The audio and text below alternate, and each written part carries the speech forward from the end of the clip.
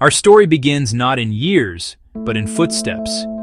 It is a journey that races across continents and through millennia, from the fertile lands of Mesopotamia to the verdant jungles of the Maya. We are exploring one of the most remarkable phenomena in the natural world, the rise of human civilization. It is a tale of ingenuity, of communities gathering together to build something far greater than any single individual could achieve. But it is also a cautionary story. For just as these great societies can blossom with extraordinary speed and brilliance, they can also wither and fade, leaving only stone and memory as a testament to their time on Earth. What is it that allows a collection of small settlements to coalesce into a mighty city-state or a sprawling empire? The answer, so often, is found in the land itself. It begins with the simple yet revolutionary act of domesticating plants and animals. This newfound control over the food supply creates a surplus, a vital buffer against the unpredictability of nature. With this security, human energy is freed. Our first stop is a sun-scorched land nestled between two great rivers, the Tigris and the Euphrates. This is Mesopotamia, the land between the rivers. Around 3500 BCE, people mastered large-scale agriculture. They dug intricate networks of canals, transforming arid plains into patchwork barley fields and wheat fields. Small villages swelled into bustling cities like Babylon. A world born from mud and water, human cooperation tamed the landscape and laid groundwork for a new way of living. Life in these cities buzzed with activity. At each heart stood a massive step temple, a ziggurat. It reached toward the heavens, communing with gods of sun and flood. Priests and scribes developed one of humanity's greatest inventions, writing. A reed stylus pressed wedge marks into wet clay tablets. They recorded trade deals and epic poems. Writing let them administer vast city-states, codify laws, like the Code of Hammurabi, and pass knowledge through generations. We now travel east to the vast plains of the Indus River Valley in what is now Pakistan and India. Here, another remarkable urban culture blossomed around 2500 BCE. The cities of Mohenjo-Daro and Harappa were masterpieces of urban planning. They were built on orderly grids, with wide streets, and homes constructed from uniform, baked bricks.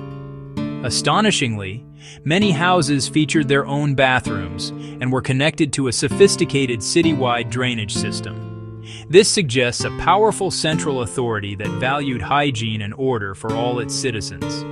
The people of the Indus Valley were skilled farmers, cultivating wheat, barley, and cotton.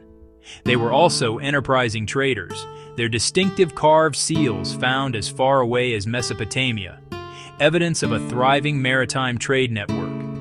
They developed a unique and elegant script, but it is a code we have yet to crack.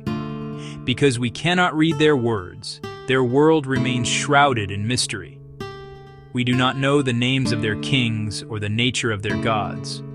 What we see instead is a civilization defined by its practical achievements, its well-planned cities, its advanced crafts, and its broad commercial reach.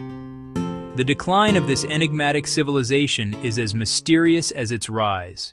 Crossing the ocean, moving forward in time, we arrive in the lush lowlands of Central America. Here, amidst a dense jungle canopy, the Maya created a civilization of dazzling intellectual achievement, artistic achievement. Unlike earlier societies that depended on a single great river, the Maya adapted to a challenging rainforest environment. They practiced sophisticated agriculture, cultivating maize, beans, and squash in managed forest gardens and raised fields. From this agricultural base, they built spectacular cities like Tikal and Calakmul, dominated by towering stone pyramids that rose above the treetops, serving as temples, tombs, and observatories. The Maya were brilliant astronomers and mathematicians. They developed a concept of zero independently and created several complex, interlocking calendars to track sacred time and earthly time with incredible precision. Their writing system, a beautiful and complex array of hieroglyphs, was the most advanced in the ancient Americas.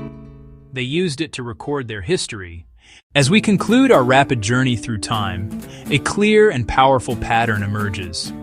The story of these 7 civilizations is, at its core, a story of humanity's relationship with the natural world. Each society rose by learning to work in concert with its environment. They harnessed the power of rivers. They cultivated the richness of the soil. They built their worlds from stone, clay, timber that the land provided. This ingenuity and cooperation allowed them to create security, surplus, space for culture, art, science to flourish in ways never before imagined.